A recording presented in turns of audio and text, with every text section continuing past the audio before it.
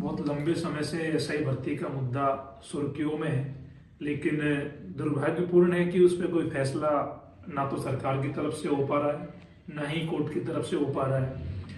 तो इतना लंबा समय हो गया इस मुद्दे पे संघर्ष करते हुए। आप सब देख रहे हो 2021 से इस लड़ाई को लड़ रहे हैं। साथियों, अभी हाल ही में जोगाराम जी जो कमेटी के अध्यक्ष थे, उन्होंने कैबिनेट की मीटिंग के दिन कहा था कि मामला कोर्ट में है। उन्होंने कोर्ट के पाले में बॉल डाल दी। और साथियों, आज जो कोर्ट में जो सुनवाई थी उसमें जो निकल के बातें आई है, कोर्ट का कहना है कि सरकार हमें जवाब दे और सरकार इस पर मौन है।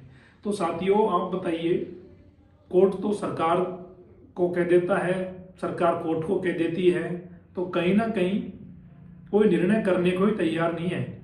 मेरे लोगों, इस बात को आप हमेशा याद रखना, अगर ये फर्जी थानेदार थानों में पहुंच गए तो राजस्थान के इतिहास में ये जो अध्याय होगा, इसको साथियों वर्षों याद रखा जाएगा।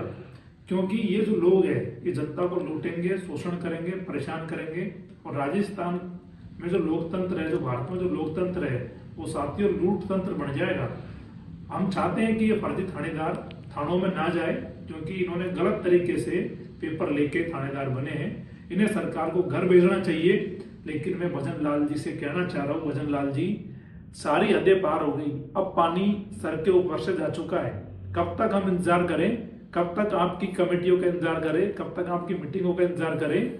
अब बहुत जल्दी राजस्थान में इस मुद्दे पे रण होगा, जो बहुत बड़ा संघर्ष राजस्थान के युवाओं द्वारा किया जाएगा।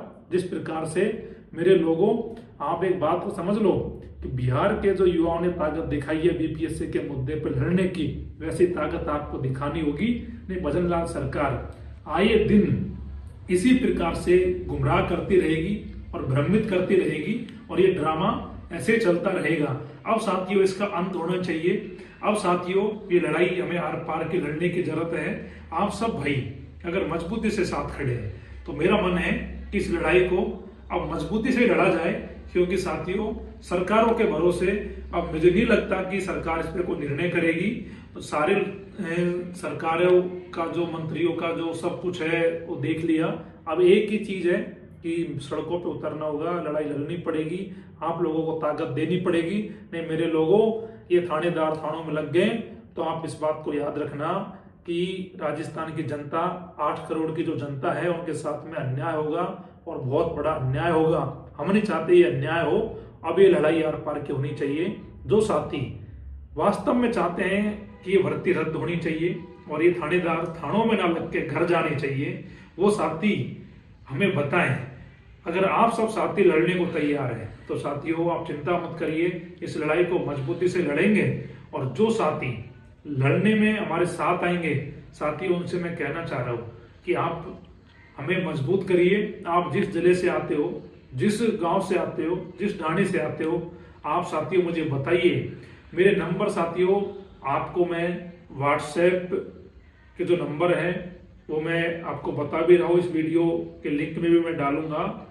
9887293929 मेरे नंबर है। साथियों, राजस्थान भर से युवा कहते हैं मनोज भाई अब लड़ाई लड़ी जाए, तो लड़ाई लड़ी जाएगी। आप लोगों को तय करना है, आप लोग साथ खड़े हो तो मनोज मीणा साथियों इस लड़ाई को मजबूती से लड़ेगा और आपको कमजोर नहीं पड़ने देगा।